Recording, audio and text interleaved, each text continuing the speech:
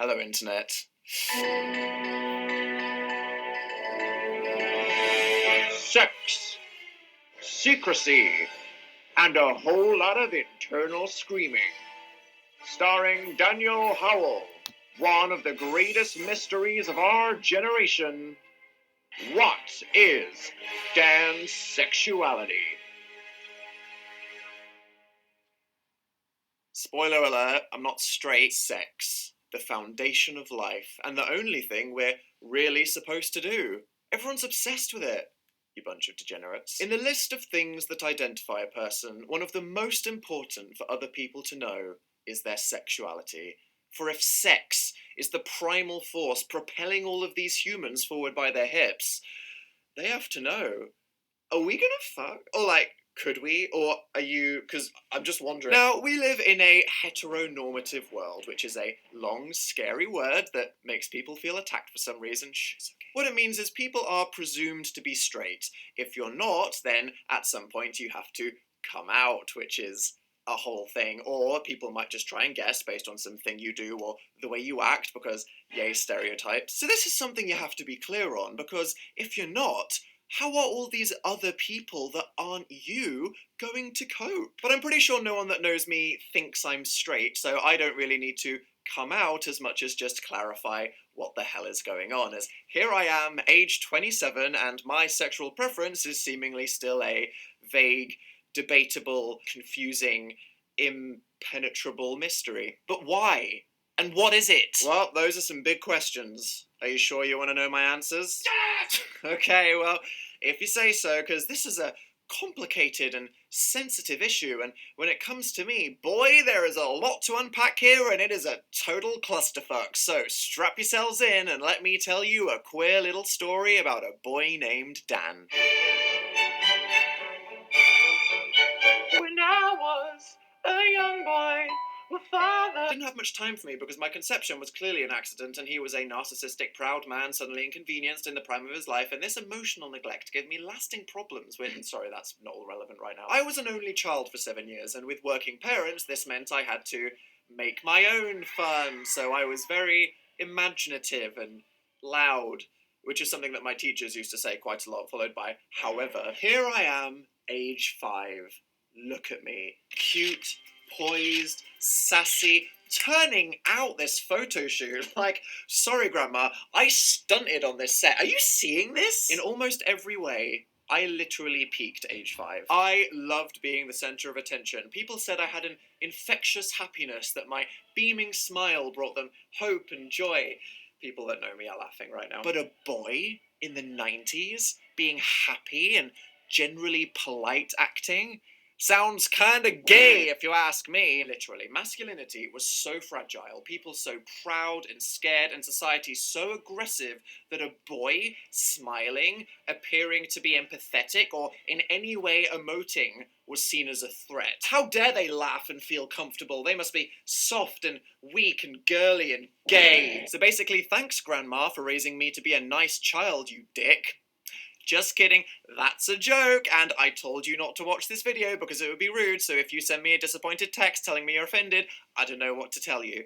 Although now I think about it, you did make me go to church for 10 years, which in hindsight probably also didn't help the issue here, so... But then it was time for little Dan to go to school, and this is when it all went wrong. Because it turns out, most children, evil pieces of shit. Doesn't matter if you try to raise a happy, innocent child, throw that kid into school, aka a literal Mad Max battle royale with the feral offspring of your local community. Yeah, that crap will be undone in about 2 weeks. I was 6 years old, running around the playground, pretending to be Sonic the Hedgehog or something, when 2 brothers come up to me, aged 7 and 8, with an unexplained aggressive look in their eye, and the younger one pushes me to the ground, kicks me in the stomach, and just says, gay.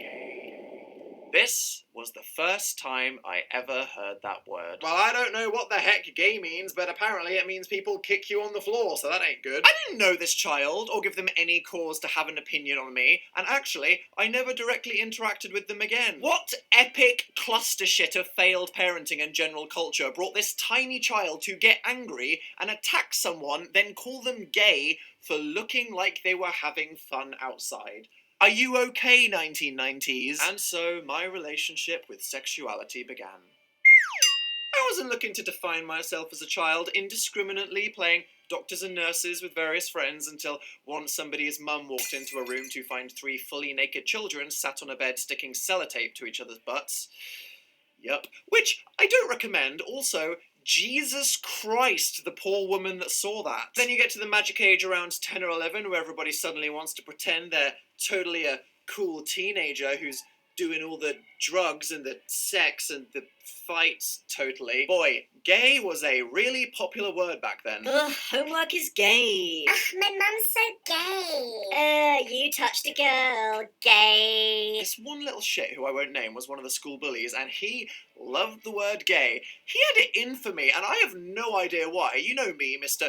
Winnie the Pooh meets Slender Man. Well, when I was 10, just Winnie the Pooh. I didn't do nothing to no one ever, and yet this guy used my pacifism as a punching bag, where any group situation was an excuse to single me out, call me gay for some reason, and then make everyone else exclude me because they were scared of him. I had a girlfriend. We dated for 6 whole weeks. We kissed in a game of Spin the Bottle once by literally sucking on each other's faces. Then she ended up dumping me over speakerphone at a birthday party that everyone in my class but me was invited to, but hey, I don't know what I was doing wrong, but at this age I understood one thing. Being gay, whatever that meant, was clearly the worst thing you could be. On a Darwinian level, I was being told, okay bitch, survival code, don't be this apparently, evolution. Plot twist, this bully, I think he was a bit gay because once he asked me to have a sleepover at his house and I thought that was me finally getting socially accepted, only for him in the middle of the night to come up and ask me, so who's going to be the boy and the girl? I was an innocent small bean who didn't really understand what he meant because,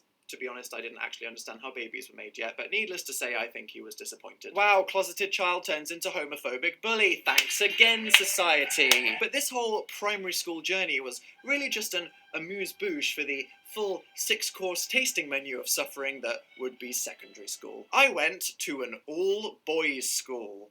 It was a literal hellscape.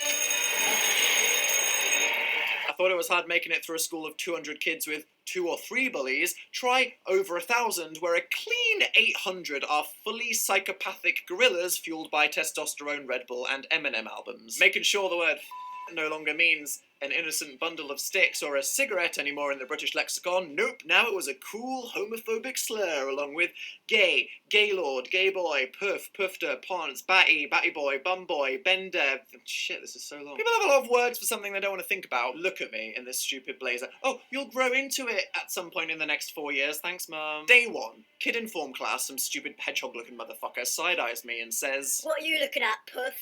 first interaction at a new school. Great! My entire existence on a daily basis then becomes navigating this school like I'm in the bloody Maze Runner, trying to avoid aggressive pricks with chode ties. And you know, being verbally abused for being a nerd or a grebo at least felt relevant to me at the time. Grebo, definitely one of my faves there, and I'm sure that Korn and Slipknot would have been proud to have 12-year-old me as a fan. I kind of knew who I was in the hierarchy at that point. I was essentially a theatre kid who spent all of his free time playing RuneScape on the AOL browser on his mum's PC instead of football. I accepted it. But at least I wasn't actually this gay thing people kept throwing around, because by now I understood a gay is a boy who fancies other boys, and to be honest, I don't really feel like I've ever fancied anyone before. Then puberty happened.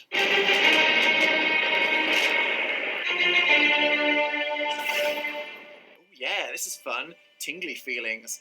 I smell bad. It's quite fun dribbling on this girl's face playing Truth or Dare. Maybe later we'll go behind the bike sheds and there I was, sat in English class, my friend next to me. I watch as he delicately removes a pencil from its case. We briefly make eye contact as he flutters his long black eyelashes with a blink before staring forward. His eyes are so bright and beautiful, yet they seem so sad and deep with emotion. I wish I could just understand. Oh fuck, I think I'm a bit gay. You're telling me this whole time I actually have been the bad thing that people keep calling me? Shit.